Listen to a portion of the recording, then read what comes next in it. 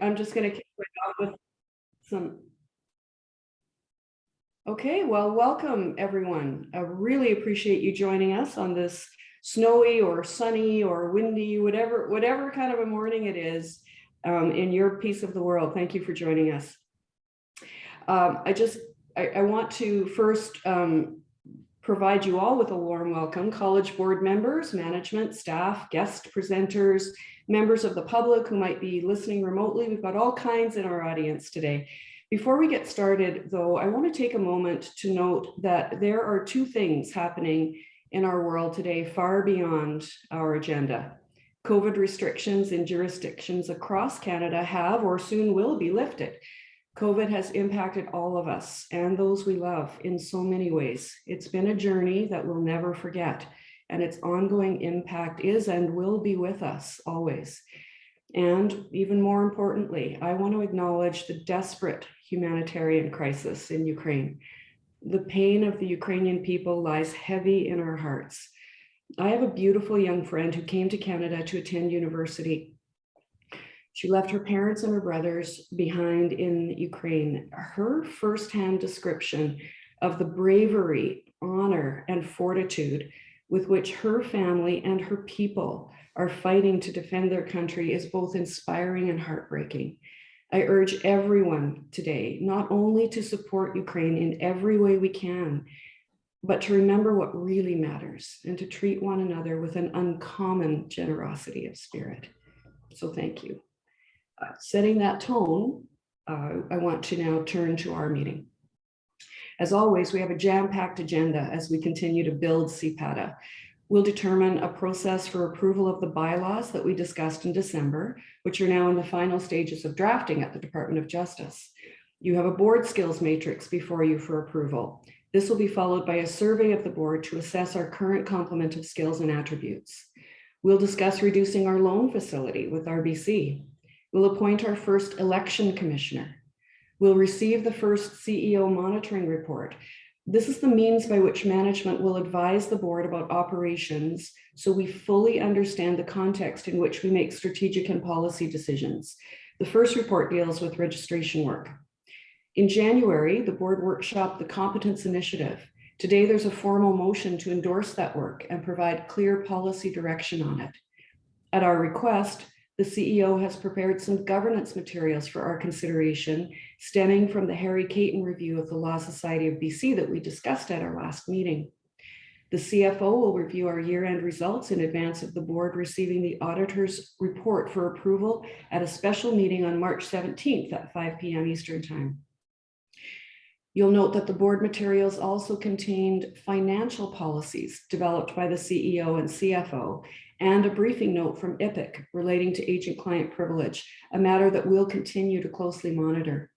And after reading all of that, in case you still had an appetite for more information to get your thoughts stirring, there was a fantastic article by Jim Balsillie outlining his view that Canada needs a revived economic council to thrive in the 21st century. Jim contends it's been 30 years since Ottawa disbanded the body that helped it to set clear economic agendas. It needs a new one to help Canada adapt to a competitive high-tech world. So that's it for me. Having set the stage for what's to come, I'll ask board members if they have any conflicts of interest to declare regarding any matters on this agenda.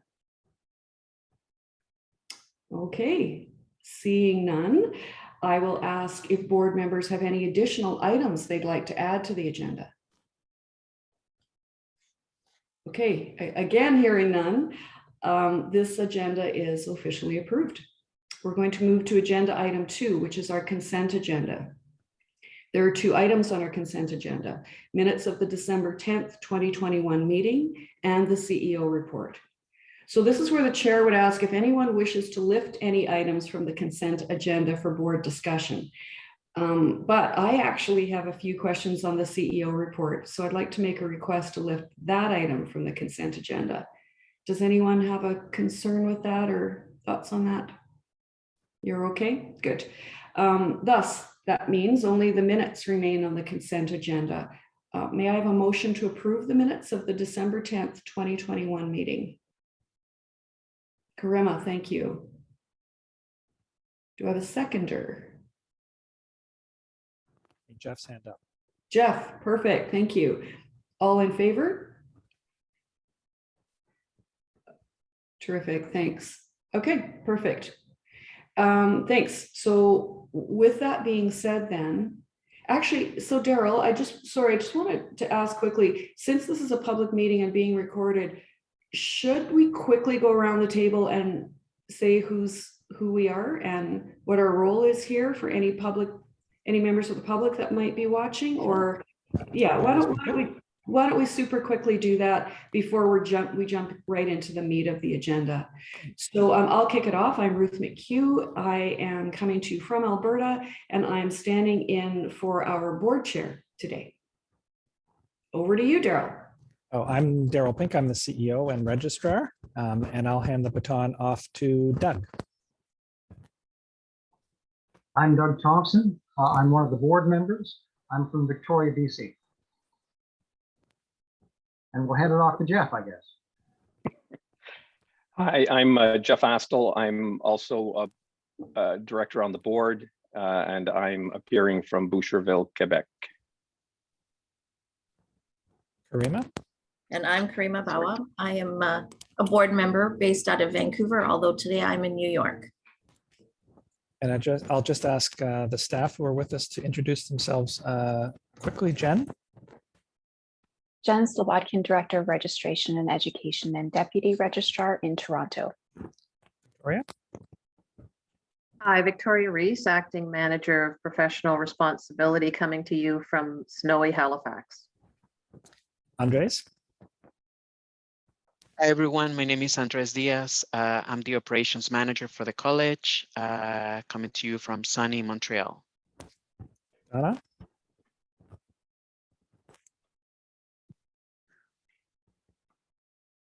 Hello, I'm Dana Dragomir. I'm the communications counselor here at CPATA.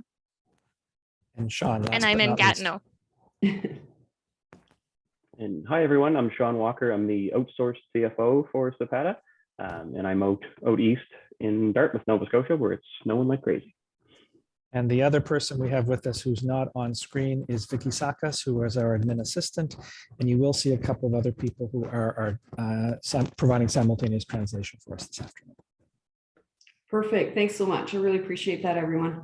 Okay, so the CEO report.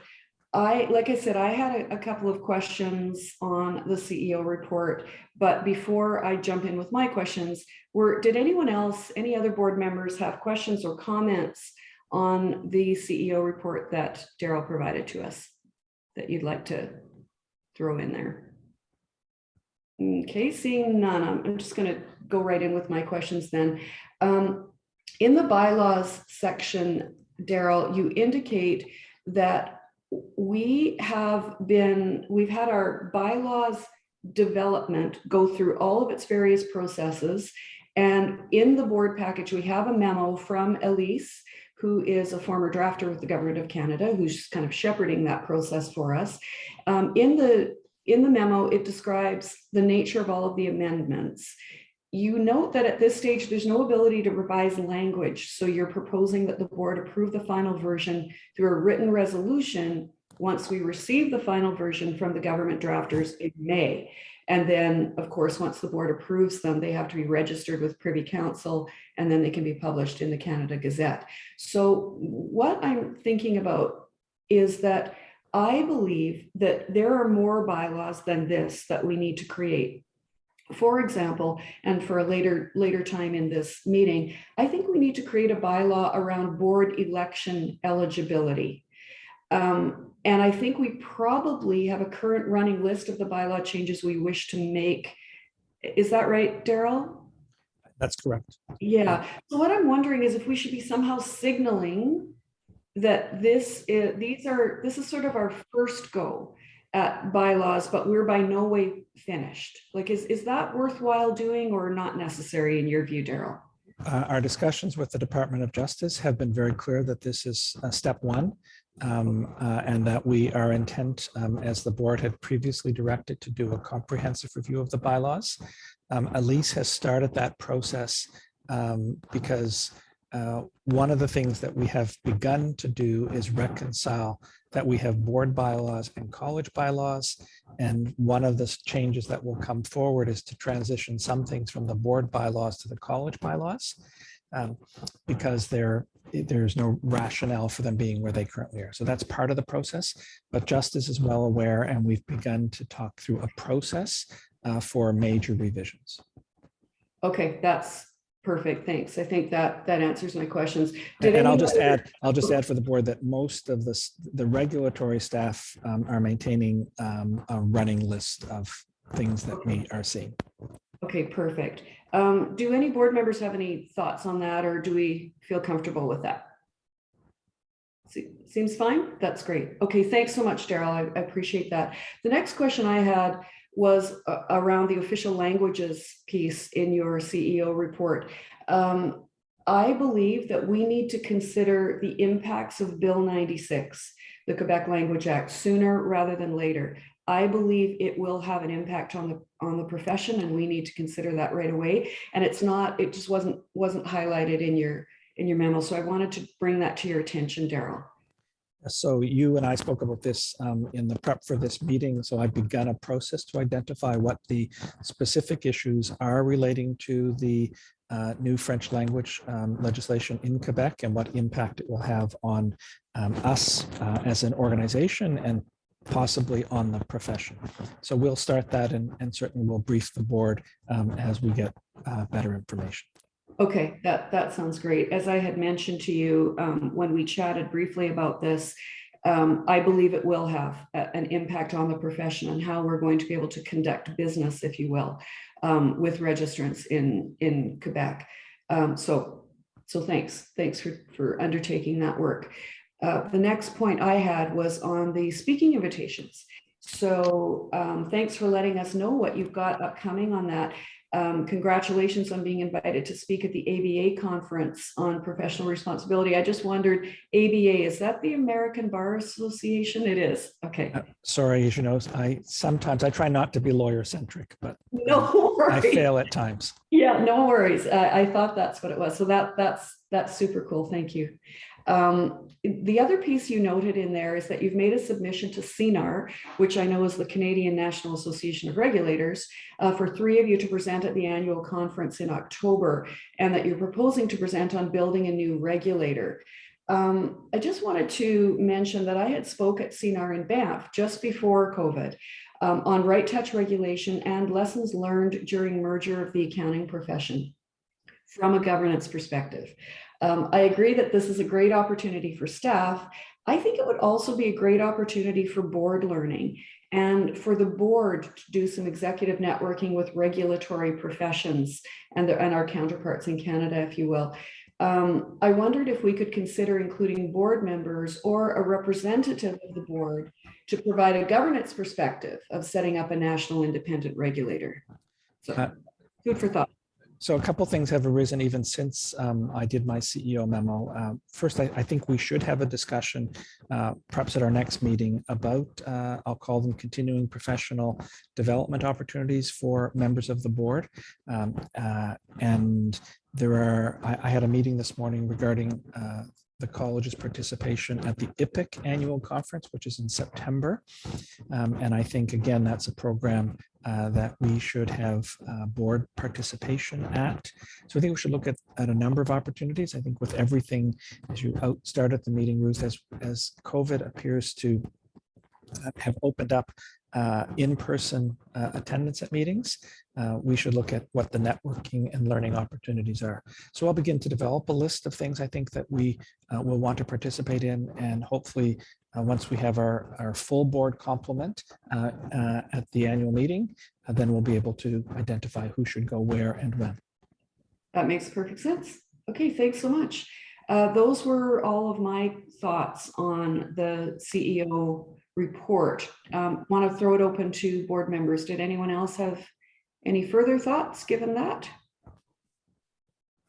Okay, all right, seeing none. That was an information item, so I think we are good to move to agenda item 3, which is bylaw amendments. we've got a resolution in this agenda item that we are going to be approving, or we are going to be putting on the table for approving. So before we do that, Daryl, did you have any comments you wanted to make? No, you've raised it already. So the process is complex, and we're learning our way through it. We're really fortunate to have Elise with us because she has some experience on the preparation side, and she will also take responsibility for shepherding us through the Canada Gazette piece, which is also very complicated. And based on everything that we have heard, we will have a final draft between March 8th and 10th, and then we'll get it out to the board if this resolution is approved for board approval, which will allow for publication in the Canada Gazette. The process is that we register them first with the Privy Council. Once they are registered, they come into effect, and then they will be published in the Canada Gazette. Likely, it'll be the first Gazette in April. We probably will not make the deadline for the end of March issue. So that's the process, and the content of the bylaws the board has reviewed previously. The changes that will vary from what we put in our drafting instructions are not of substance, but it's really about location, which I referred to already. So some of the fees material is moving into the college regs out of the board regs, which is where they are at present. Yeah, that makes perfect sense. I thought you did a great job in your briefing note of letting the board know everything that's happening in this area and sort of setting up the context for this resolution that you would like us to consider. I'd like to open it up to any board comments on the briefing note or on Daryl's presentation or on our approach to bylaws as in general. Okay, seeing. And if before we put the motion forward, I might note that you'll see in this board material, in this package, not only our new branding, which we're very proud of, but also you'll see that each of the briefing notes is structured in a way to clearly identify for the board why it's here and what the public interest is. In some, as we continue to provide these for the board, we'll focus on the specific regulatory objectives that the issue addresses. So it's a little bit still of a work in process till we get a final template, but we want to make sure that the board is always focused on what are our primary responsibilities and obligations, which are public interests. And you'll see that throughout all the materials today. Yeah, absolutely. 11 minutes.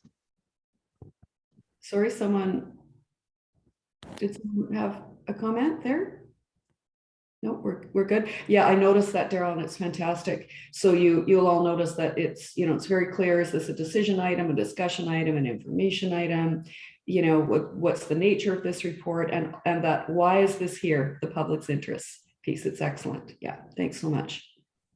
Okay, so seeing that the board doesn't appear to have any further questions, that tells us that the briefing note plus your explanation plus our bit of a discussion earlier has set us up to table this resolution. So shall I read it into the record, Daryl?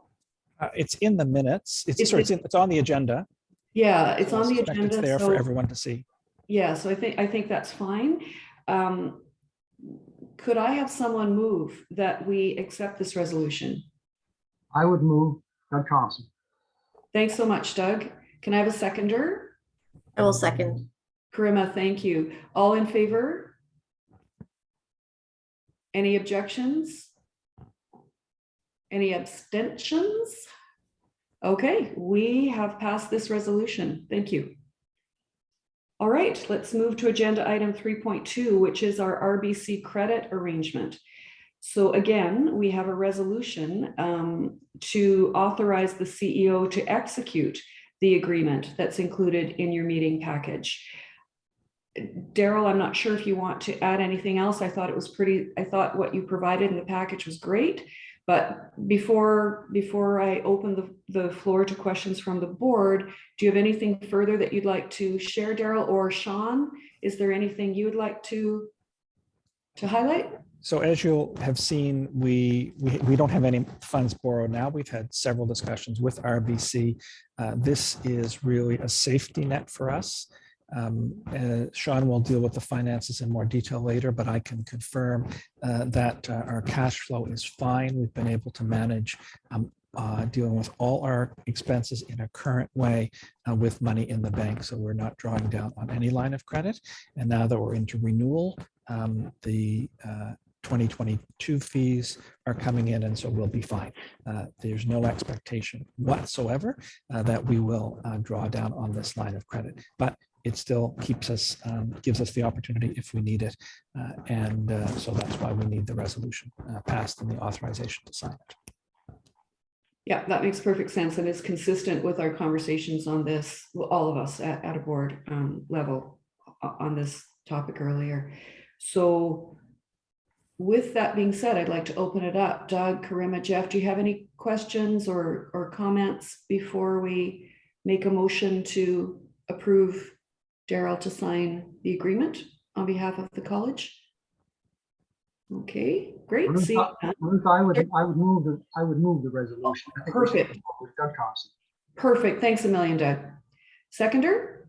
I will second, and I was just going to comment and say I think it's a great backup plan to have it in place. Yeah, that's great. I sure agree. Thanks, Karima. All in favor?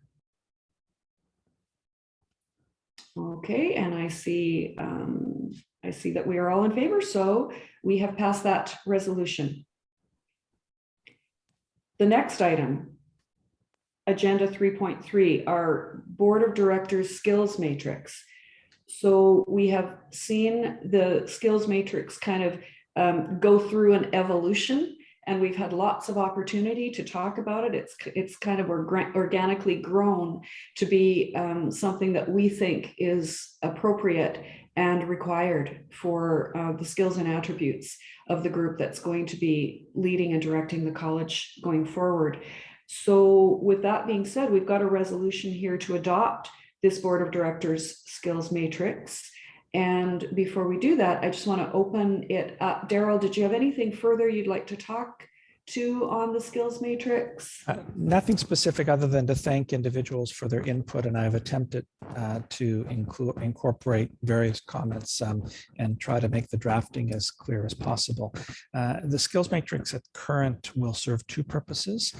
One, it will allow for us to do a survey of the current board so that we can build and clarify the skills and attributes that current members of the board have. And that will lead into assisting in the ministerial appointment process for new members of the board. Secondly, we have referred candidates for election to it. We addressed it in the orientation session, and the plan is that we will publish it after it's approved by the board. And I suspect some candidates will use it as the basis for their communication with the profession about things that they might bring to the board if they are elected. So that's what I anticipate happening with it, subject to board approval. That's great, Daryl. And on note of election candidate orientation, I want to thank you for sharing the link to the recording of that. That was really good. Really appreciated that. So thank you.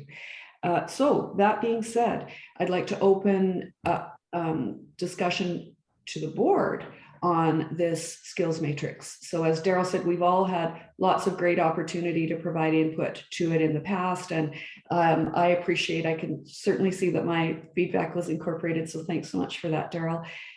Like to open it up for discussion. Anyone have any thoughts they'd like to share on the matrix before we ask for a motion to approve the resolution to accept it? Doug's hand is up. Doug. One thing that I noticed is that in a lot of these kinds of surveys, they have a ranking, 1 being the lowest, 10 being the highest. So for example, in financial literacy, if we were to rank my financial literacy against Ruth's financial literacy, I might have a rating, but my rating would not be near as high as Ruth's.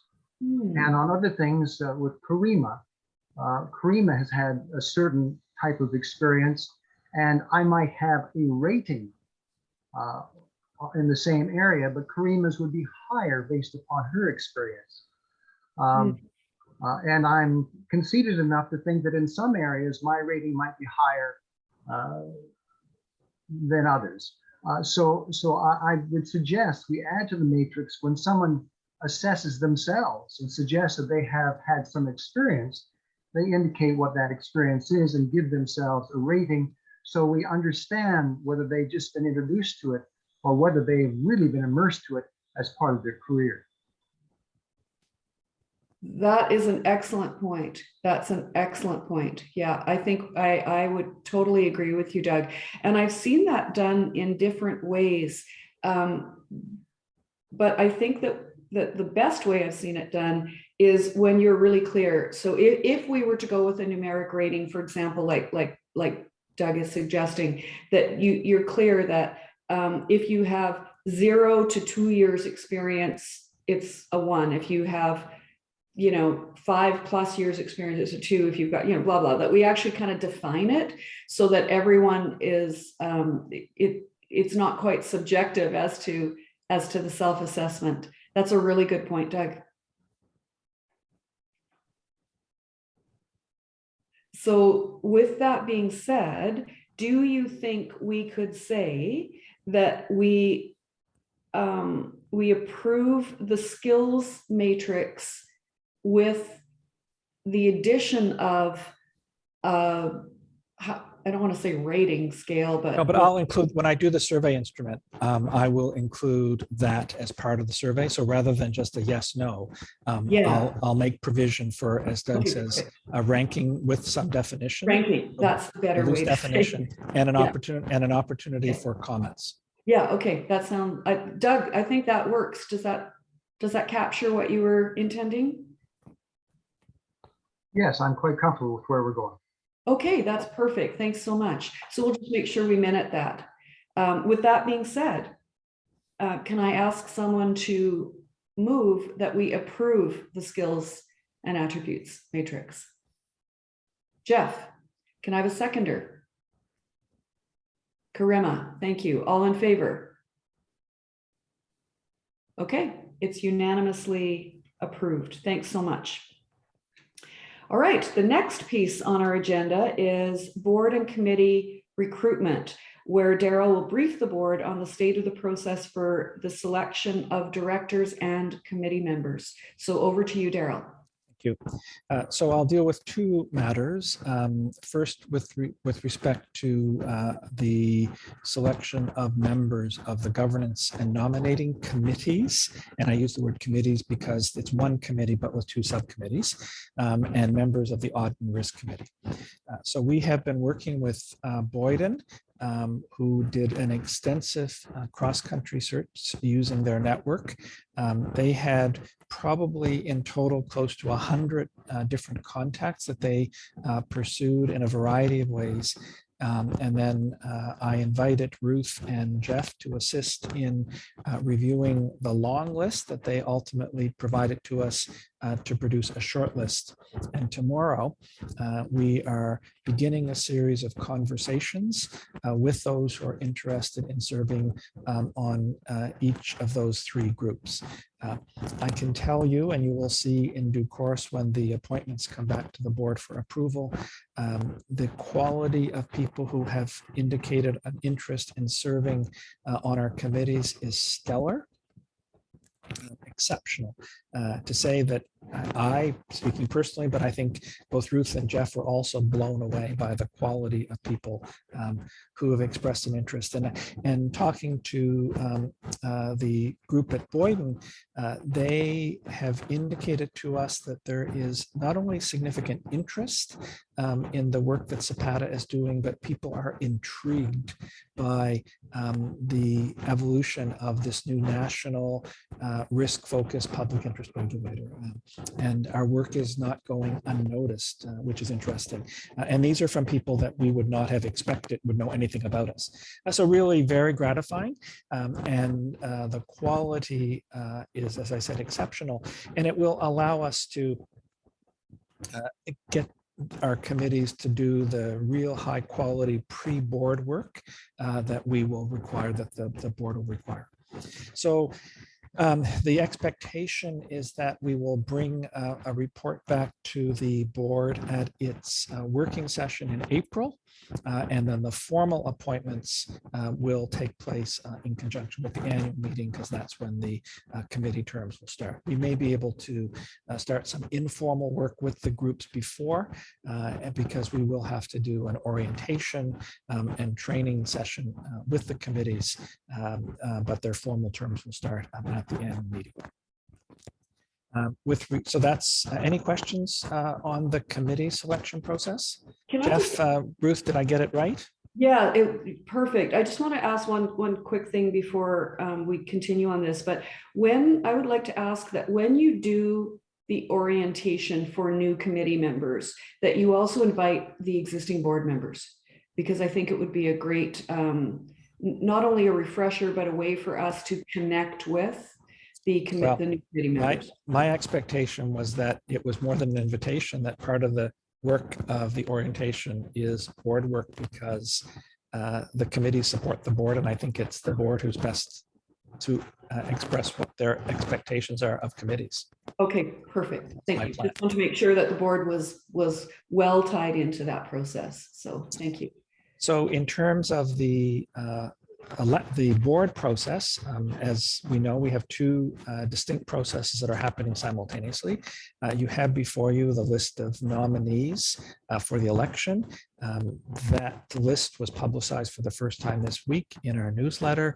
The website with information on all the candidates is up to date, and we'll begin to expect to see some interest. We have no idea how candidates will communicate with the profession and the like, but I think some interest will grow over the next number of weeks. And as noted in the materials, as was noted in the newsletter, the board election is that second full week of April. And that will allow all board members who are elected to be in place in time for the annual meeting in May. The second mechanism by which people will come to the board relates to the ministerial appointment process. I have communicated with the minister's office the interest in current appointed board members in remaining on the board, and there will be an independent verification from the minister's office with respect to that, and that's fine. And then that process is ongoing in terms of how the minister will select the individuals for appointment. We have shared the skills matrix with the minister's office so that it's clear what the overall expectations are. And I think it will be important to also share the results of our survey so that it's apparent what gaps, if any, or additional knowledge or skills that we identify through that process that we would benefit from. We continue to have discussions with the minister's office about exactly what that process will be. And that's an ongoing work in progress. I am very concerned. I've said this to the minister's office about the time is marching. We have only the annual meeting is May the 27th, excuse me, and that's going to come upon us very quickly. And to undertake any sort of public recruiting process will be a real challenge if it's not started immediately. So we're very concerned by that. And I want to note that if the minister's office did not make appointments, we would not be able to function, because even though we'll have 4 elected members or directors by then, the Act requires that a majority of the board be members of the public and not members of the profession. And even if the current appointed board members remained, we would not have the right makeup in order to carry on. So I think we cannot stress enough how the timeliness of these appointments is crucial. They cannot be allowed to go beyond that date. So that's where we are on that process. So Daryl, is there anything that we, the board, can or should do to sound that alarm, to aid our voices to sounding that alarm loudly in the minister's office, that we will not constitutionally be able to operate after the AGM, because at that point we will have a disproportionate number of elected members, and therefore this board is not constituted, if you will. So how do we, is there anything we can do to lend our voice to that? I think we should maybe, I don't have a specific answer to that. I do think it is an issue that I've expressed from the college's perspective. Subject to this discussion, I can reiterate it and affirm that that's the position. I leave it to members of the board to give me whatever direction they think is appropriate. Maybe something in writing to the minister's office would be helpful, so that we've got something to point to. I'm not sure. Jeff, Karima, Doug, any thoughts there on? I think a written communication, Ruth, would be a really good idea. And I think maybe even coming from Tom as the board chair might make a lot of sense. And copying, I think, the right individuals that have supported us through this journey would be really, really advisable, Daryl. I agree with Karima completely. Good, thanks. Then if you would arrange that, Daryl, that'd be terrific. Thank you. Yep. Okay, and then I guess just, very quickly to chime in, my complete endorsement of what Daryl said about the quality of candidates. I expressed it to Daryl and Jeff and our recruitment firm as an embarrassment of riches. It's just amazing. Wouldn't you say so, Jeff? Yeah, no, I agree. I've not seen so many competent and capable people listed in my life. Yeah, it's absolutely fantastic. Okay, so that's the board and committee recruitment piece. Next on our agenda is the board elections item. So did you have any thoughts or comments to share on that, Daryl? I mean, you kind of started your recruitment piece on that, but in case you had any specific. Nothing else to add. Okay. I just wanted to mention, as I did earlier when we talked about the bylaws, I believe that we need to create a bylaw around eligibility. I perceive some conflict of interest with some of what I've seen. And I think that we need to help candidates understand what this board considers to be a conflict of interest. So I also believe that we need to have a process by which conflict of interest is assessed and vetted somehow prior to nominees being posted on the website. In my view, nominees need to sign our conflict of interest declaration, and that conflict of interest declaration needs to go through the same process as any of the board conflicts of interest declarations, or management conflicts of interest declarations for that matter. If anyone's got a conflict of interest, they need to assert it on the declaration, and that needs to get approved by the governance committee, so that there is some amount of vetting of a conflict of interest. Because I might say I have no conflicts of interest, but I am employed by a certain organization that the board sees as a conflict of interest. For example, in my role with the Legislative Assembly in Alberta, I could not serve on a board that is reporting directly to a minister, for example. So those are things that I happen to know, but not everybody would know that. So there's got to be some sort of a vetting process so that the board doesn't inadvertently find itself in a situation where a board member has been elected, but is actually conflicted out of serving on the board. So I feel that that's a lesson we've we need to learn and put something appropriate in place. And I think it actually belongs in the bylaws. So I just wanted to put that as a placeholder for now, and wonder if anyone has any other thoughts. Karima, Yeah, did you? I agree with you, Ruth. And I think because our bylaws are sort of in that holding pattern for other changes, you know, Daryl, I've had experiences where for somebody like me, or for me, it's apparent that there's a conflict of interest just because how I view the world in terms of conflicts. And some people view it very differently. And I think we have to be pretty, I think almost explicit in terms of explaining to people as best as you can that these are some of the examples that we see, and that they need to make sure that that they're comfortable in telling us what it is that, you know, to agree to them. But I also think sometimes, you know, I will often say to people, I don't perceive this as a conflict, but here's some of the other, you know, activities that I'm involved in that are in the sphere of engagement by this particular organization, and you should be aware of them.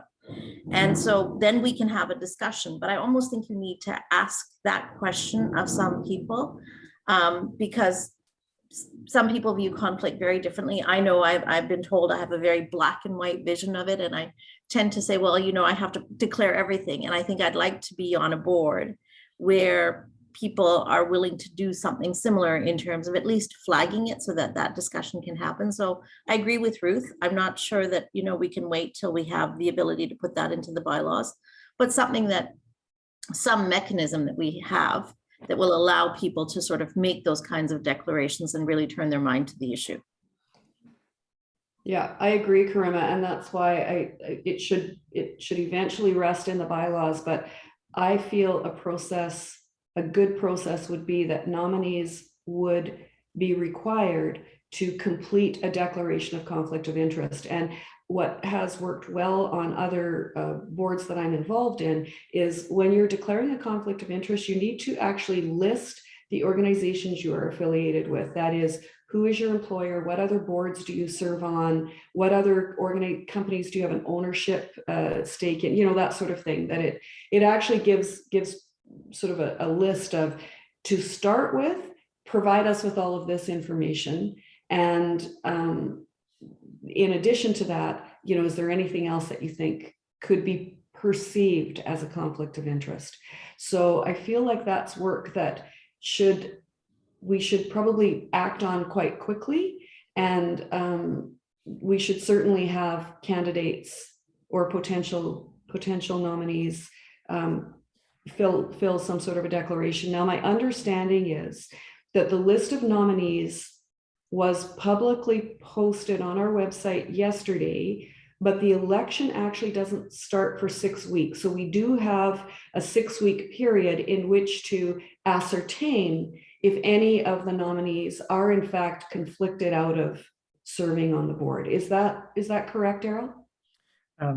I think there are a couple of issues that arise. One is that our current board policy with regard to conflicts is fairly narrow in its construct. We developed it very early on when we were looking at the current board without thinking through kind of how it might mature. So that's probably a document we need to look at, because it is a document approved by the board. It's the policy. And that gives us the opportunity to articulate the kind of conflicts that we perceive. Second, I think we should note, because I've looked at this since we identified this, we have inconsistency in the legislation. For example, there's not a consistent description of ineligibility as it relates to elected and appointed board members. So that's probably an issue we should think through, and like, why is that different?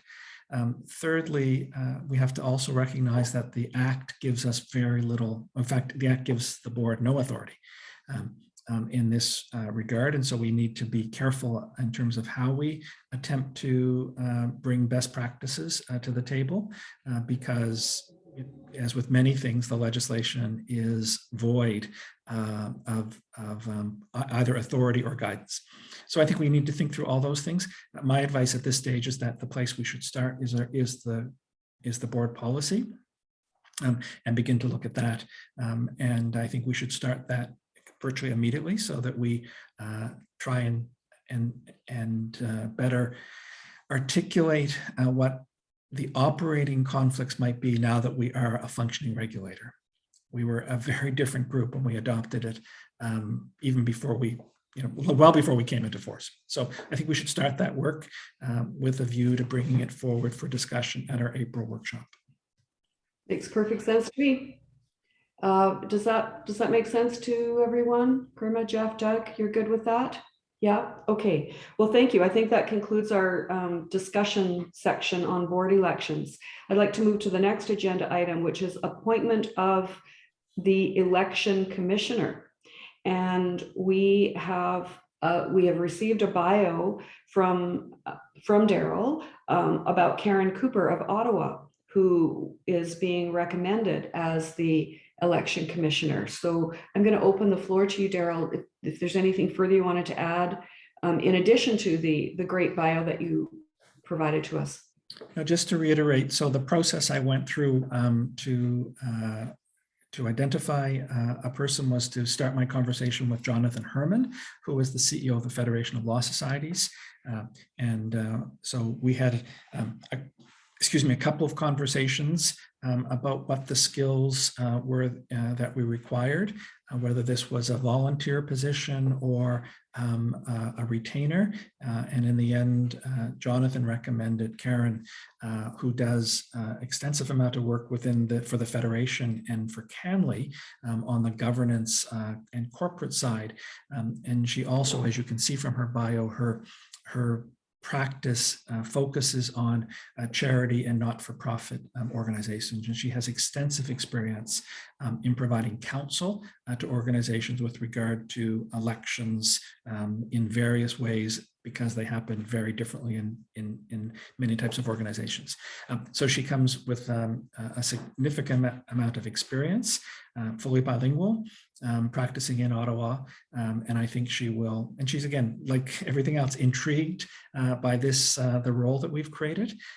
I said to her, my hope is that we don't have any work for her, so that we don't pay her any money by the end of the day, but we'll see what happens.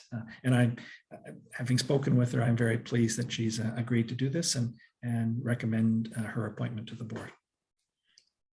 Thanks very much, Daryl. I'd like to open the floor to the board now to provide any comments that they might have on this appointment.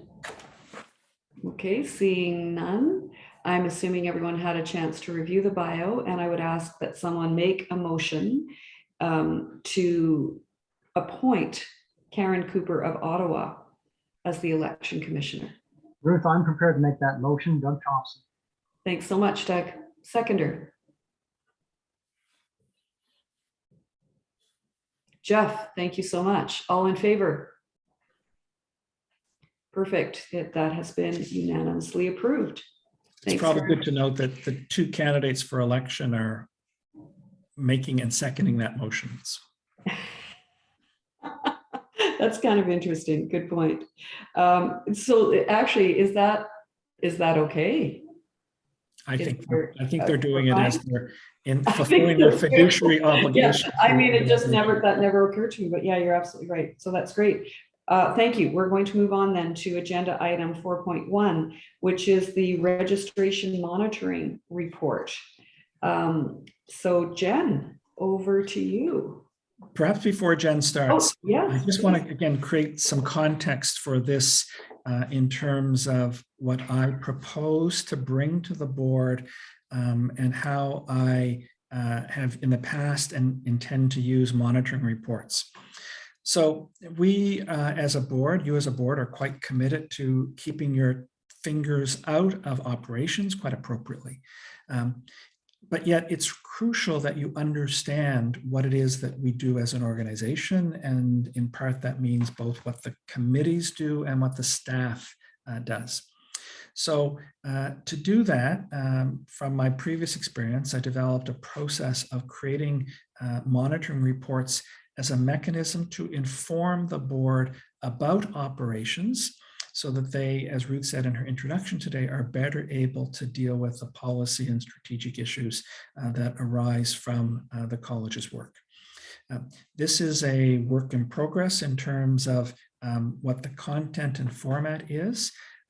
So I invite you to be brutal with Jen this afternoon in terms of if this doesn't answer the kind of questions you think you might want to know.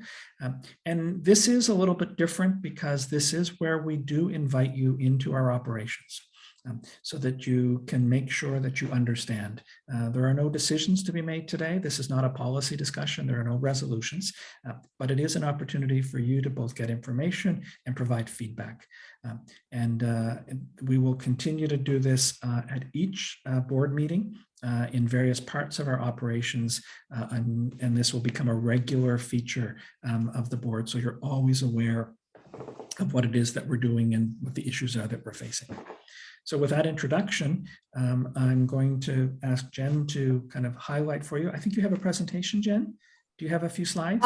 No, I don't have any slides. I just have kind of a brief summary to go through, get highlights from the report. So thank you both very much for the introduction.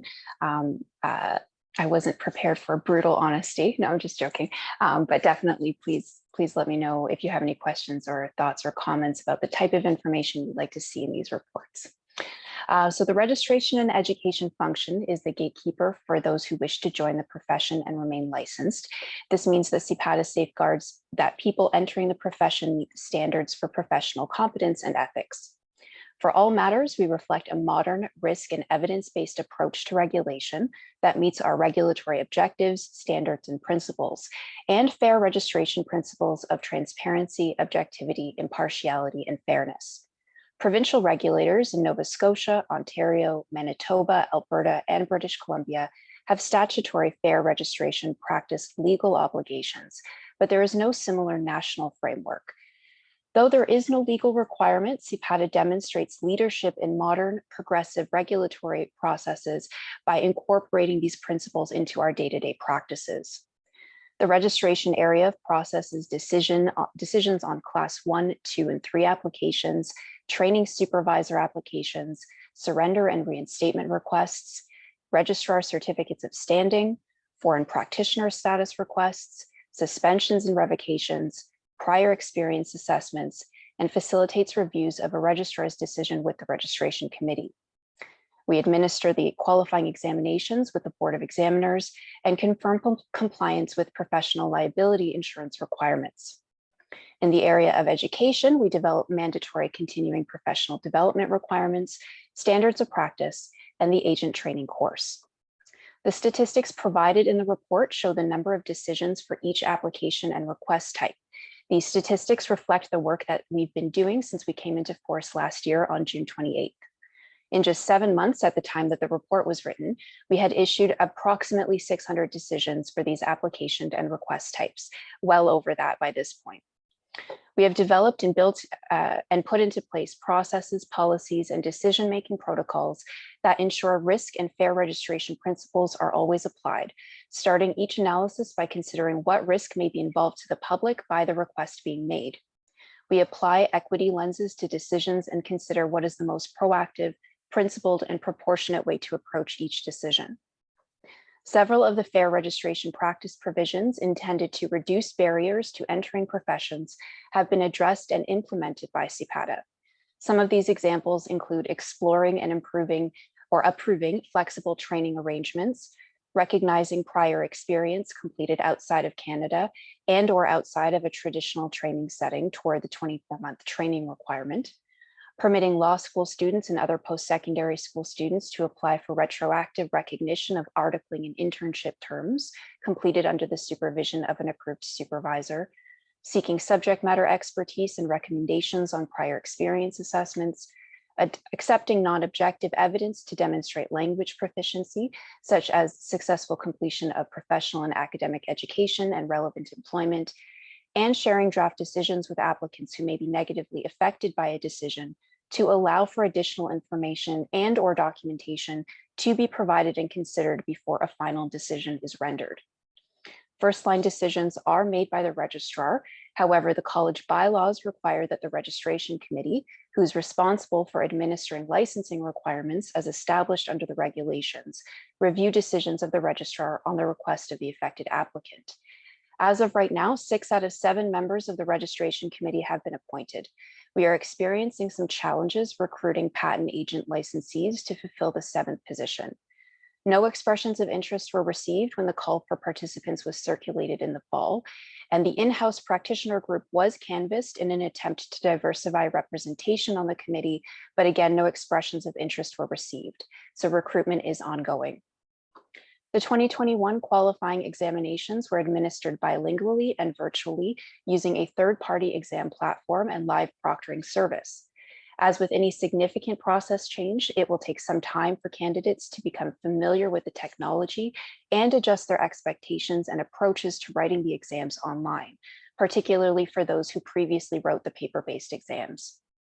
When possible, accommodations were made to minimize the impact of the transition on candidates' performance, including providing candidates with a list of system requirements and encouraging them to test their systems before the exam dates to troubleshoot and resolve issues with the platform and their computers, hosting candidate orientation sessions, and providing access to a test exam portal that allowed candidates to familiarize themselves with the platform functionality and navigation.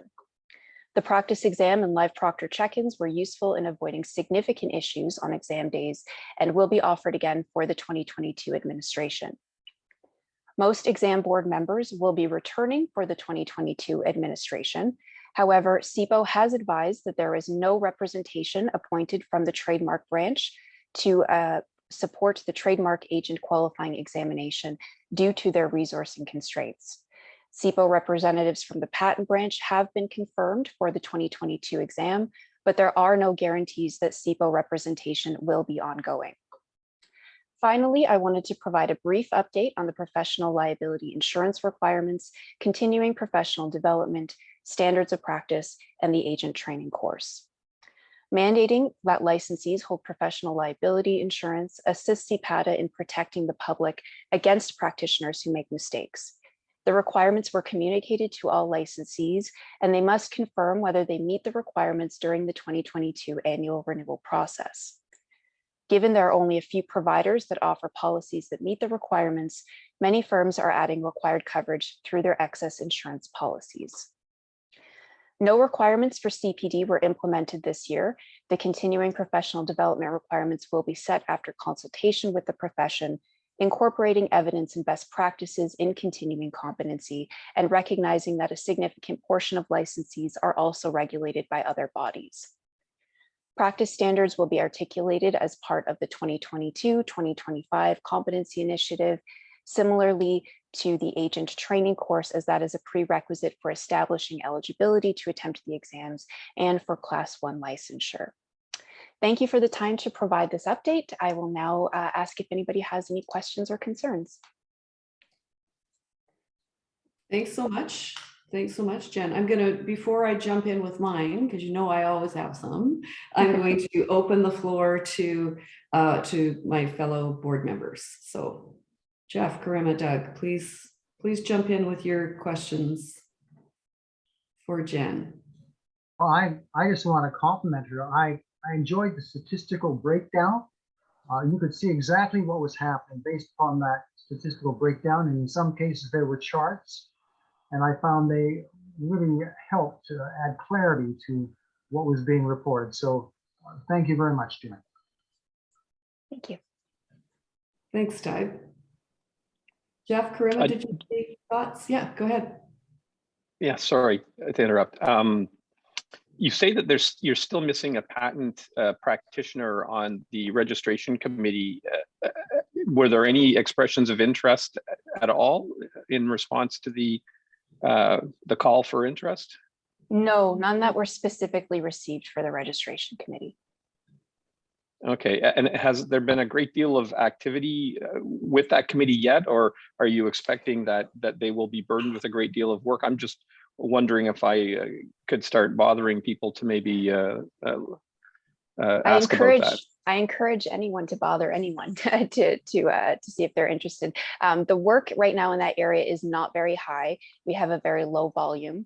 of requests for review of registrar's decision in that area right now. But as we begin the competency initiative, and there will be some decisions and policy changes related to exam cutoff scores and setting the standards for evaluation, then it will be fantastic to have a full complement of members on that committee, including a patent agent licensee, because that is missing currently, other than the CPO representation from the patent branch, who is not a licensee. Yeah, and I guess just as a second, so I will start bothering some people on that point. The representatives of CPO dropping out on the trademark side, is that perceived as an issue? I mean, for example, on the patent side, you know, my understanding is that their involvement is helpful when it comes to, for example, dealing with, for example, the exam that deals with practice before CPO. I'm just wondering if we're going to miss that component from the trademark side of CPO, and you know how that will ultimately look if there's nobody from CPO that's helping with, you know, they're the ones that we actually have to deal with when pursuing a patent application. I'm just wondering, you know, their lack of involvement, what that means for us. Yeah, I did identify that as a gap when I was discussing this issue with CPO, and I was trying to explain to them that having CPO representation on the exam board is an important part of the exam content development process, and ensuring that areas or questions related to office actions and other things are responded to accurately. But unfortunately, they were unable to provide us with any additional support. So we are recruiting 2 additional trademark agents to sit on the exam board so that those 2 positions are filled. And I think we have one secured, and almost the other one will be probably secured by the end of this week, if not early next week. But that is a gap that I've identified for sure. I'm not sure if Daryl has anything else to add to that. We are just about to set up a regular monthly meeting with CPO about a variety of things, and this will give us the means to raise this issue at the kind of why we think from a policy perspective it's really important to have people from the trademark side of the operations involved in the exams. They were quite clear that they face some significant staffing and resource challenges, and in many ways they have deputize people to do this, and I think they're struggling. So we'll have to regroup and find other ways to make sure we get their input on the papers that are specifically deal with the technical aspects of dealing of the registration and working with CPO processes. So we'll continue to focus on that. Yeah, I mean, the dilemma that you're faced with is that if we're preparing people to not properly interact with the office will have to staff up to deal with all of the troubles that causes at the interface. So, I mean, you know, to me, this is a real opportunity for CPO to, at the forefront, make sure that practitioners are well capable to deal with them in you know the qualifying processes here. So. It's an interesting fact that they've dropped out. Yeah. So we've got Dana and Karima and Doug all with their hands up. So Dana, let's go to you, and then over to Karima and to Doug.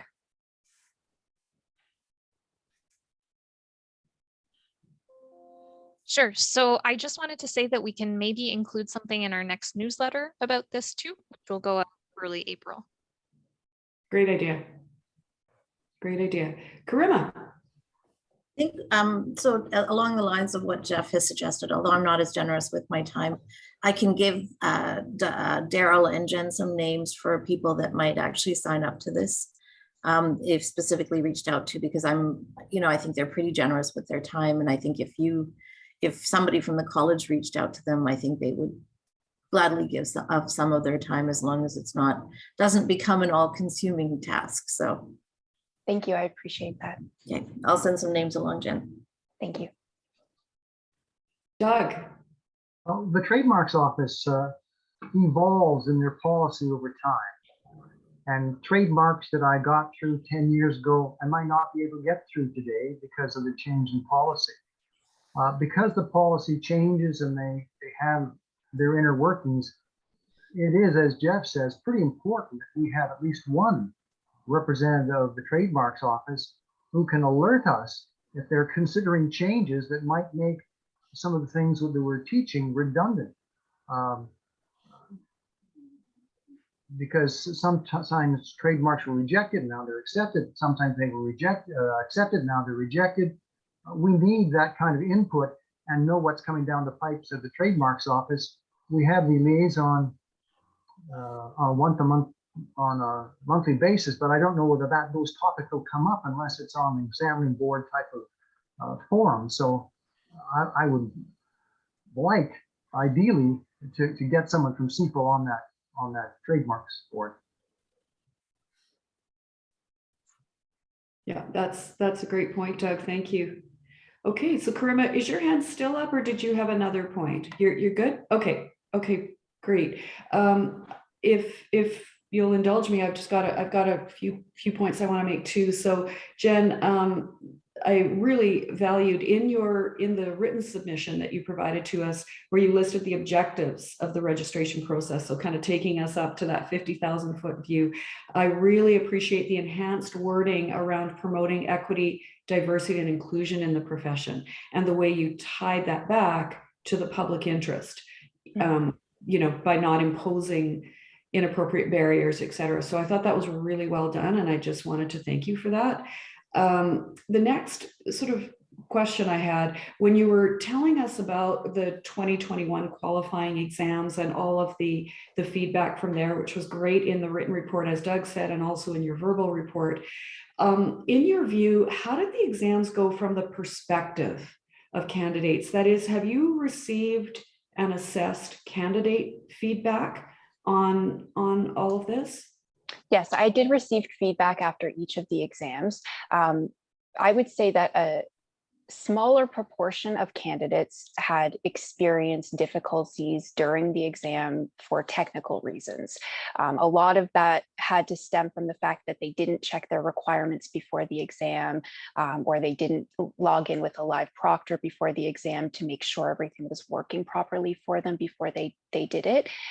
So a lot of those issues could have been resolved through that process, and will really communicate heavily this year for candidates to do these things before the exam administration. Other issues were outside of the candidate's control. For example, there were some situations where copy and paste functionality wasn't normally used on the exam platform. And that was something that was created for our exam process because of how unique it is. And so some candidates experienced an issue where when they toggled back and forth between screens, it would remove the spaces between some of their words. So, we'd have to send a message out, don't worry about that. We will tell the exam board reviewers about it. Just proceed with your examination. So we are still receiving the results of the exams. I haven't received them all back yet, so I don't know definitively how much that would have impacted the results. But from what I have received so far, the results are very similar to what they have been in previous years. So I don't think that the transition onto the new platform had a significant impact on the ability for the candidates to perform this year. Okay, perfect. I think that answers my concern, Jen, but I just want to, I'll state it again just to be sure. Mm-hmm. So those technical difficulties, even the ones that were sort of, I'm going to say self-inflicted in that, they could have been prevented.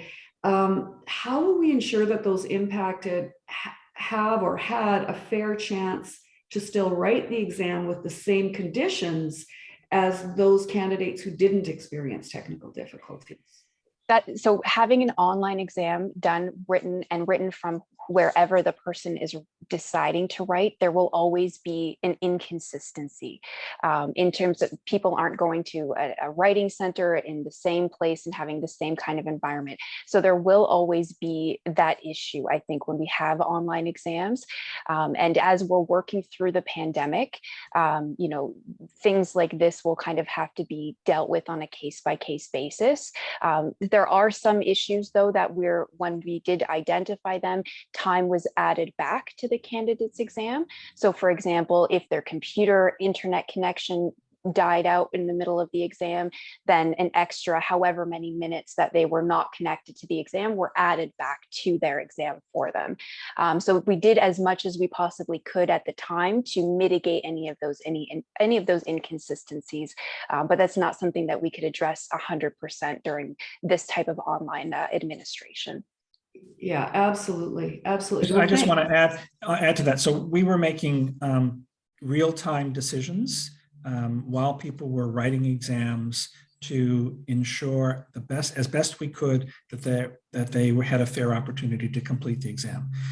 There's no question we were generous to make sure. So if someone, you know, we might have given them extra time more than they required just to make sure they could complete the process without disadvantaging anybody else. I mean, that's the other key thing, right? You can't give them an advantage, but it really was about being as fair as we could be.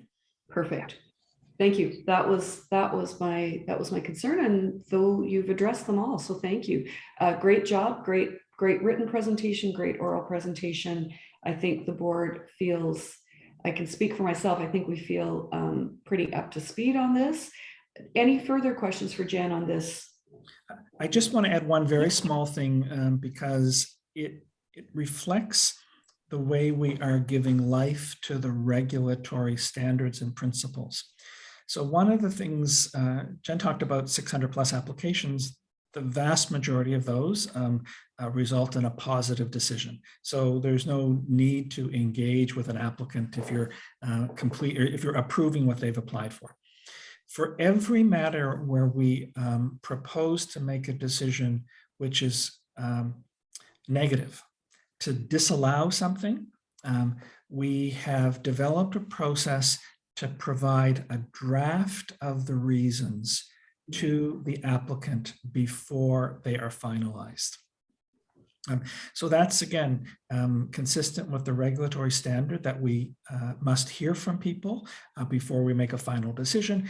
It's also allowing them an opportunity to challenge any of the findings or assumptions we have made. Assumptions is not quite the right word. Findings that we have made in the process. And it's amazing how salutary that has been for individuals, because they say, oh, I guess I don't quite qualify, or what I've done doesn't quite meet the standard. And I don't want to say this is completely designed to avoid reviews, but it is a small thing we have added to both meet the regulatory standards and principles, and to ensure that applicants are treated as fairly as we can. That's especially true when we're dealing with many applicants for whom English or French is not their first language. And so we want to take steps to eliminate as much as we can any linguistic barriers, and it's working. There have only been a handful of them so far, but each of them has received a very positive response from the individual who's about to receive a negative ruling. That sounds excellent. That's right touch regulation. So that's awesome. Thank you. Really, really appreciate that. All right. Thank you again. That was a great information item.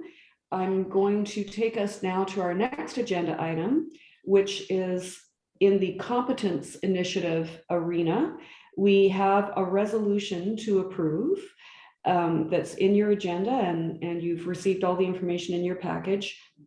But this is basically around the competency work and developing and implementing a comprehensive competence plan for entry level and continuing competence. And we are wanting to have the board approve this ongoing work and directing the registrar to report directly to the board on the progress and financial status of the initiative. So that's what's on the table before us.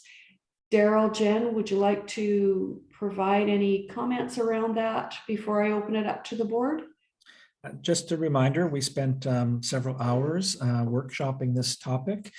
This is a multi-year, 3 to 4 year initiative that will cost us several $100,000. And there's no way that we are assessing the value based on a per person number, because if we did that, the cost would well exceed anything that we could do. But we see there's multiple long-range benefits of this. And I think we're hearing already that the profession is quite excited. We did put a request in the newsletter this week for people to participate in this, and I suspect we will get a number of applications. I had a meeting this morning with IPIC, and I think we're going to be presenting on this at the IPIC annual conference in September, again, to give us an opportunity to both engage and consult with the profession. And although the focus initially is on the entry-level competencies, this will set the stage for the college to deal with continuing professional development, issues of recertification, quality assurance, all of which are vital for the kind of regulation this organization needs to undertake. So it's just part of we're committed to setting a very strong foundation for this work on an ongoing basis. If we get it right, this will prevent problems for generations to come. Yeah, exactly, Daryl. And just before I forget, just for you and Jen to note, I think I had mentioned to you that CPA Canada has been reviewing the competency framework for accountants across the country, and that was posted live on the website yesterday. So it's a principles-based competency framework, and some of the concepts I think are quite similar to what you've been thinking about. So I just wanted to direct you there if you're interested in seeing what another profession is doing on this work. So for the board, we have a motion to express formal support for the college to continue to engage in this competency initiative over the next period of time. So that being said, I'd like to now open it up to comments or discussion from the board before asking for a motion. Doug, Jeff, Karima, anyone have any further thoughts on this? We did spend lots of time workshopping it. So, okay, well, hearing none, then I would ask for someone to move the resolution in the agenda. Jeff, thank you. A seconder? Karima, thank you. All in favor?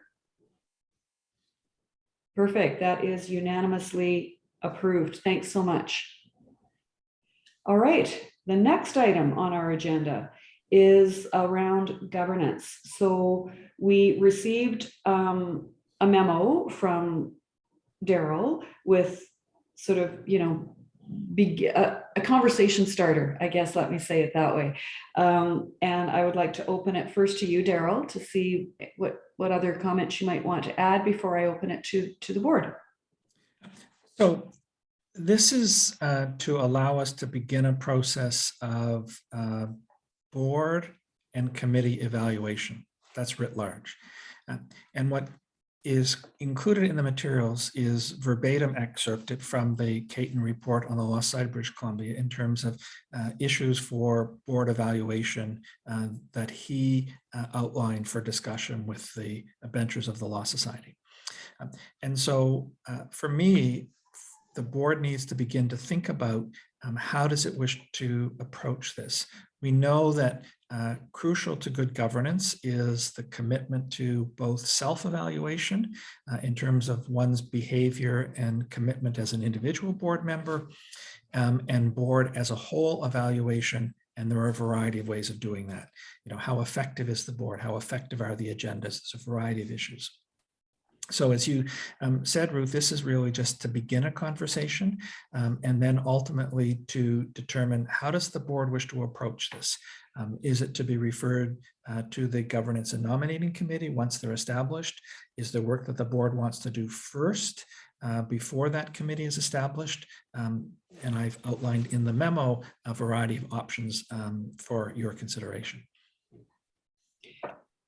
Yeah, that's great, Daryl. Just from a housekeeping or agenda management perspective, I'm wondering, so you gave us some, like, I love that you gave us some concrete examples. So you kind of created an evaluation matrix, if you will, for our consideration. So I've got a number of questions on that evaluation matrix. Just to say, so did you mean this? What did you think about this? Like that. But I don't know if this public meeting forum is the right place to take a deep dive on this. So I want to be clear. I didn't change anything that, so in terms of the matrix, I didn't attempt to adapt that to us. Exactly. So it uses language that is not ours. And that if once we move down that, if we go down that road, then it would need to be edited to meet our specific circumstances. I think the board at this stage should be focused on the concepts as Agreed. opposed to the details. Yeah, and that's what I was thinking too, but I just wasn't sure if, you know, if you wanted to use this as almost a workshop on this. So then can I ask that we create a time to workshop this at some point? And that is a question for the board. At what point do we want to workshop this before we have a governance committee in place? Do we want to provide this as sort of a startup task of our governance committee? How do you feel about that?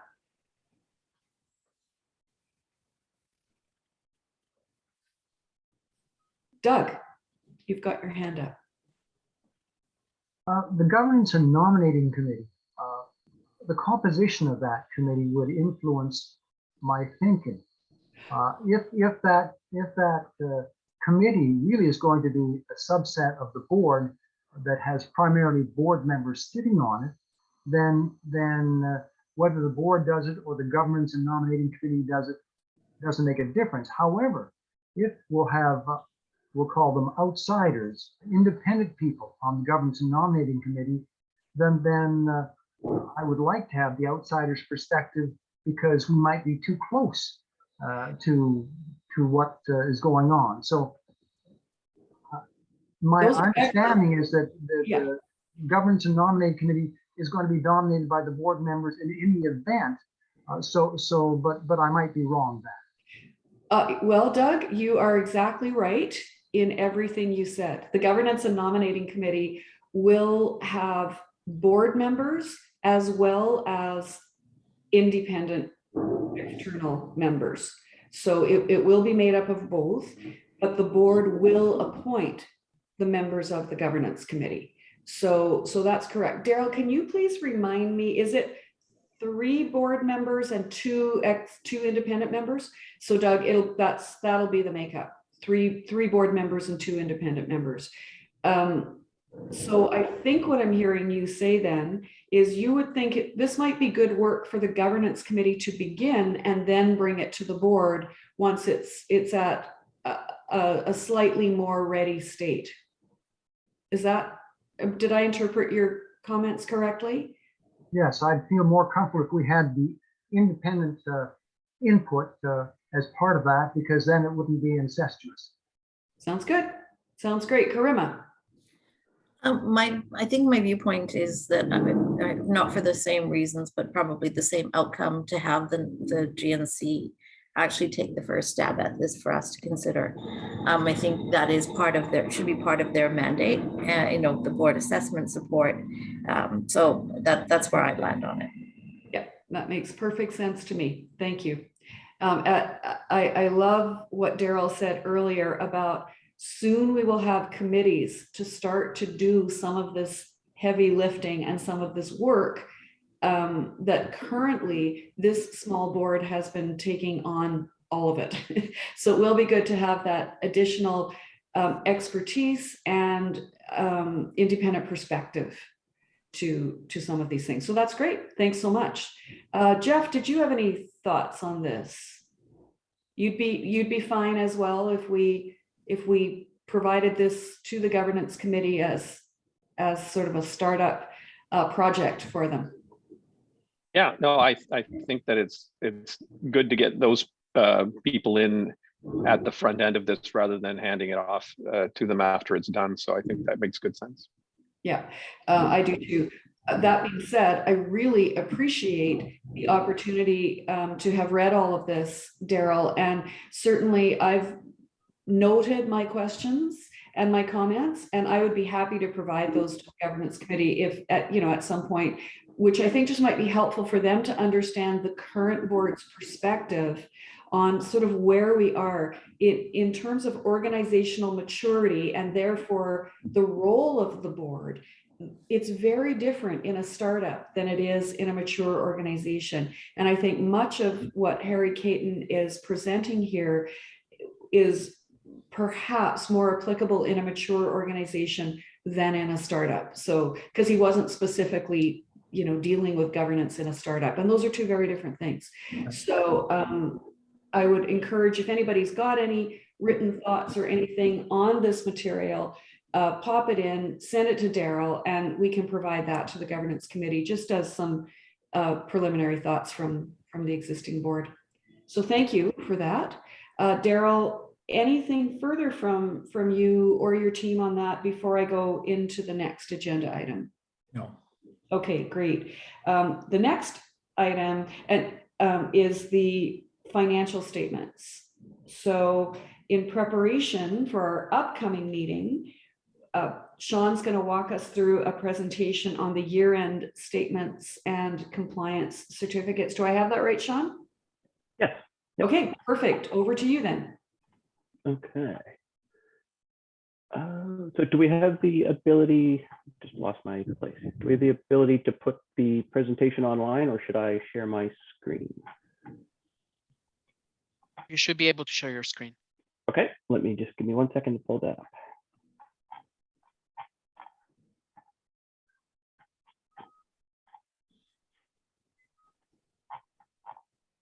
Okay.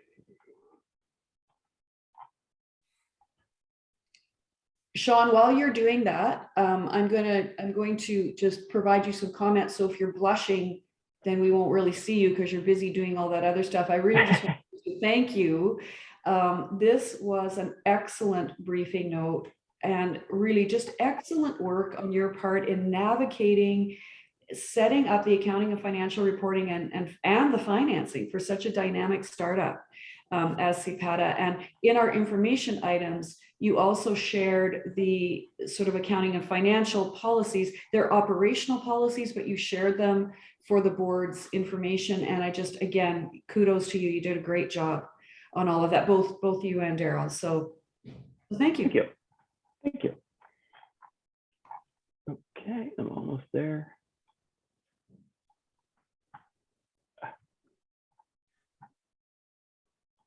Okay, let me share the screen.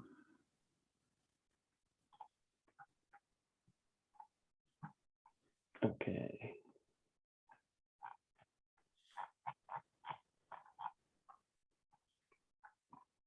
There we go. Can everybody see this page now? No. Not yet. Okay. All right.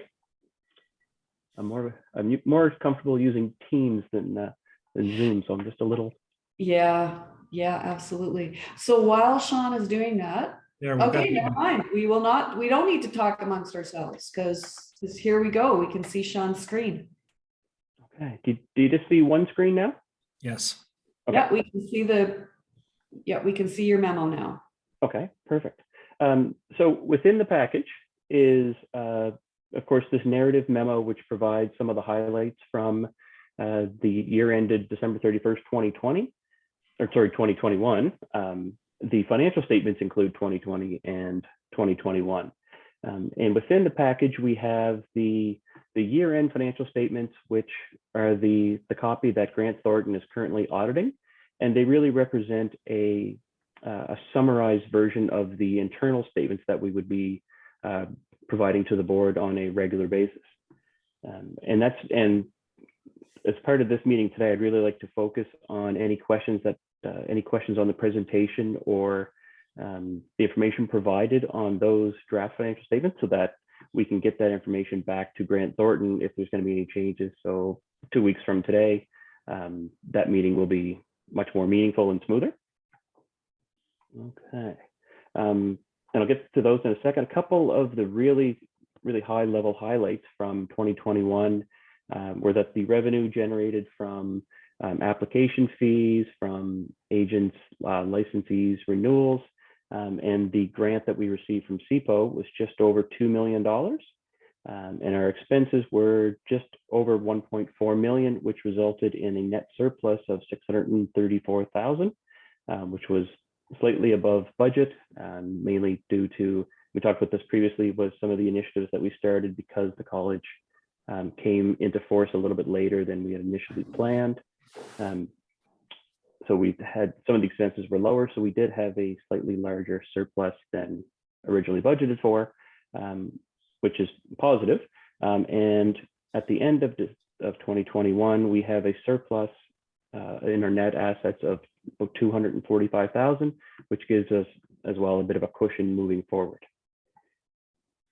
Okay.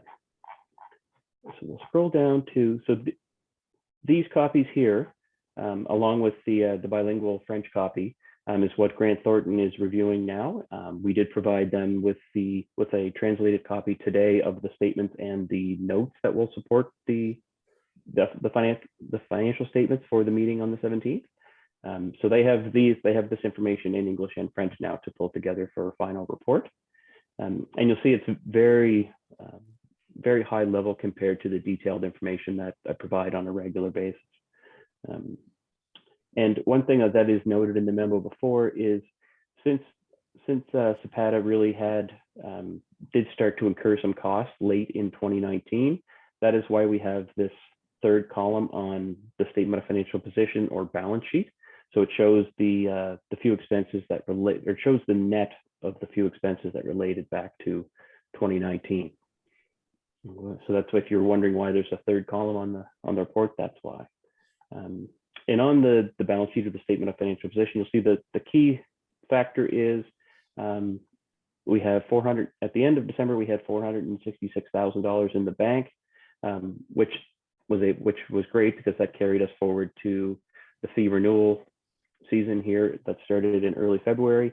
So now we're getting more and more agents renewing each day, which is building up our cash reserves so far. Okay. So we have the statement of financial position or the balance sheet, the statement of changes in net assets. So this is really the retained earnings, or what's left over at the end of the year. So if we were a for-profit organization, this would be a retained earnings, your owner equity section. But since we're treated as a non-for-profit, it's called the unrestricted net assets section. The statement of operations, or the income statement, is presented here as well. You see, we've got it broken down into 4 revenue categories and then about a dozen expense areas. And behind each one of these expense areas, you can see on the internal statements, there's much more detail provided there. So the question really for the board is there anything in the presentation of this page that you think is either too much information or is not clearly presented enough for our users to understand? So that's a question we can discuss. And then the last year-end statement is the statement of cash flows, which shows how the funds were used or dispersed throughout the year. And then again, here's that 466,000 that I mentioned for the year-end balance. Okay. So I'll get into the detailed statements, but before we do that, does anybody have any questions or concerns on the nature or the presentation of these what will be the audited statements? Doesn't look like you've got any Doesn't look like you've got any questions or concerns there, Sean. They look good to me. So Okay. I'm good. Excellent. Excellent. Okay. And I'll also add, Grant Thornton is almost finished the audit. The last thing they reached out today was to get some legal contacts so they can make like the inquiries to see if there's any outstanding legal issues. But all of the substantive detailed analysis and their testing of invoices and revenue is all complete. And they only just, so far, they've only had one adjustment that they requested. Was we had an invoice that came in on January 1st that said December. So I had treated it as an accounts payable and a prepaid item, but they wanted me to flip that to January of 2022. So it didn't impact the bottom line, and it was just changing two items on the balance sheet. But other than that, everything has been very clean so far. That's fantastic. And have you provided your management assessment of fraud letter, et cetera, to them? I've done it through interview. Oh, gotcha. Yeah. They'll get you to sign a letter, right? Yes. Yep. In the exit. Yeah, totally. Okay. Yes, Great. yes, part of the management rep Great. letter. Daryl Yeah. and I will sign that. Yeah. Yeah, absolutely. Okay. Okay, perfect. So you'll see this is the detail, like the internal statements that come out of our QuickBooks account. Much more detailed than the year-end statements, but again, the same balances at the end. And here's the additional detail I was talking about the statement of operations. So you'll see previously on the previous slide, we had the 392,000 of professional and consulting fees listed as one number, and didn't show the breakdown of all these individual items that make that up. Now, of course, this package is going to be on the CPATA's website, so the information is there. We just, for the year-end statements, don't want to have too much information that it makes them difficult to understand or read. Okay, and then also in the internal package is a breakdown of the expenses and the revenues by the different departments or areas of CPATA. So administration, board and governance, marketing and communications, and then we have regulation, complaints, and regulation registrations. So they're the five main buckets that we allocate items to. Okay. So that's the financial the financial reporting section. And if there are questions, please fire away. And if not, included in the package as well is the legislative compliance memo. Few things to note. I just heard I had Grant Thornton do a thorough review of CPATA's GST HST for 2021, so that when we file it here soon, we've got that second set of eyes on it. And I just heard back this morning that it looks appropriate, so that will be filed. And we do owe, as you'll see on the balance sheet, about 32,000 of HST collected from 2021. So that will be remitted by the end of March for the deadline. Okay. All of the year-end payroll reporting, so that would be T4s, have been provided to employees and board members, and all that has been provided to the Canada Revenue Agency. And I checked earlier in the week, and they've accepted all the reporting as submitted. We did have a bit of a surprise, as all new entities do when you have employees across the country. Discovered that for Quebec, Ontario, Alberta, BC, and potentially Alberta, they have employee health funds, and each province has different rules. So for Quebec, we ended up we had to make a small remittance for the employees and board members that reside in Quebec. So that was done through WagePoint, our payroll provider, and then Daryl and I made the small remittance online. And we also checked into Ontario and BC, and our payroll is not large enough where we have to set up the health tax accounts. And Alberta, there is no requirement for that yet. So we're on side with all of those. Thanks. Thanks very much, Sean. That was something that I had, as you know, I had reached out and just asked you guys where you were at on that. So yeah, it's it's not an easy thing to do in every province. So it's good that you don't have to do it in every Definitely. province. So Definitely. yeah, that's great. And then the other legislative item is we are required to file a 2021 not-for-profit information return. So that's a T1044. And Grant Thornton is assisting us with the preparation of that, and that will be submitted hopefully potentially by the end of March, but it's not due till the end of June. So depending on when the audit officially gets wrapped up, we'll try to complete that very soon after. Okay. And that is the financial section.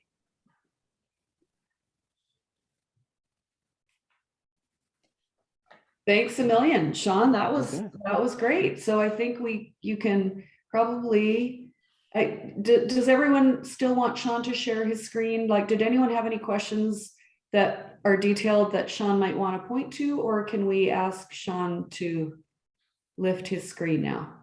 Okay, yeah, I'm not seeing anybody having any more detailed questions, Sean. So you can stop sharing your screen if you like. Okay, excellent. Thank you. Thanks. That was a great presentation. Anyone have any thoughts, questions, comments you'd like to share with Sean? It is super cool that we have set up a national organization with a virtual executive team, and that Sean is handling a virtual audit of that national organization, especially through its startup phase. I mean, just, kudos to you. It's fantastic. So, and without a single piece of paper. Right? Everything is I know, right? Isn't online. that amazing? I know, it's just so cool. It's so cool. So, so great job and thank you. I feel well informed. I hope the rest of the board does as well. And there was no resolution or anything on this, but it is in preparation for our meeting with the external auditor. So that's great. That's great. Thank you. You should know, Ruth, that it doesn't hurt when you have an FCA on the board and acting as the chair of the meeting. It ups the standard. Sean's standards are high to start with, but having you looking over his shoulder kind of moves the bar a little bit higher. So well, thank you. That's good. Yeah, you're great. You are great, Sean. All right. I think that takes us to the end of our agenda. You did have some other information items in the package. I'll just open it. Did any board members have any comments or anything on those items? Doug? Yeah, I love the items. I really appreciated all three of them. The one which is 6.2, the financial policies, I just got a question about that, if you don't mind. Definitely. And on page 86 of the materials, we talk about daily payment and transfer limits. So we have the ability to do bill payments of up to $100,000 per day. And when I see those numbers, I just wonder whether we need limits that high and whether we are better to ask RBC to lower the limits just for reasons of fraud avoidance. If there was an exceptional case where we were paying bills that would be in excess of $100,000 per day, that we would notify them and deal with it that way. But perhaps my fears are unfounded, but I raise the issue. It's a valid question. It's a valid question. Sean? The approach we take, I'll start and Sean can fill in. The approach we take is to aggregate our bill payments. So we only do them a couple of times a month. And that's the reason for the $100,000. So there's never a single payment, but it's the amount we're required to cover most of our expenses. So we pull together all the bills. Generally around the 15th of the month, Sean will arrange to pay them, transfer the money pay them, and that's where we get that number. Sean? Yep, exactly. We, like Daryl said, in order to keep the administration down, we compile for the first 10 days of the month. We receive invoices from all of our vendors and suppliers, and then we build an accounts payable package that goes into the financial system and into our RBC Express. And usually it's just slightly under $100,000. And then that payment gets sent out, and then any other invoices that straggle in after that date, we do usually do another run late in the month for the 2 or 3 items that show up later. So the limit is $100,000 per day, but we probably haven't paid out more than say 120, 130 in a single month over the past year. That makes good sense to me. Doug, does that give you a level of comfort? Yes, it shows the 100,000 limit is a reasonable one, and I'm comfortable. Thank you. Perfect. Thanks very much, Doug. Any other thoughts from board members on any of the information items in our package? Ruth, if I may just note one small error that I made. The date for the annual general meeting is wrong on the agenda. The AGM itself is on the 27th, not the 26th. So the plan is, and I outlined this in a memo to the board, that we will have a board and staff dinner on the evening of the 26th, a full day working session on the 27th, followed by the annual meeting, and hopefully a reception, and then a board meeting with the new board on the 28th in the morning. Okay. That sounds good. Thanks very much. And we're hoping to do that in person in Ottawa. Right? We're hoping. We are hoping. Here's hoping. Okay, well, thank you, everyone. That was an awesome board meeting, and look at us ahead of schedule. Yay. So thank you. Any final comments from the board before we move in camera?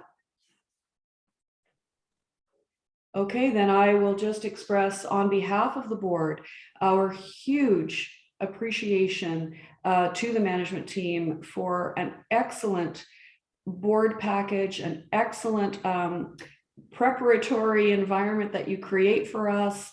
I think I speak for all of us when we feel we've got a really open relationship. We feel quite comfortable in asking you or asking of you or speaking with you on pretty much anything, and hope that that feeling is reciprocated, because we're here for you. We're here to support you in whatever it is that you need to do. You've been doing a fantastic job, and keep up the great work. So housekeeping,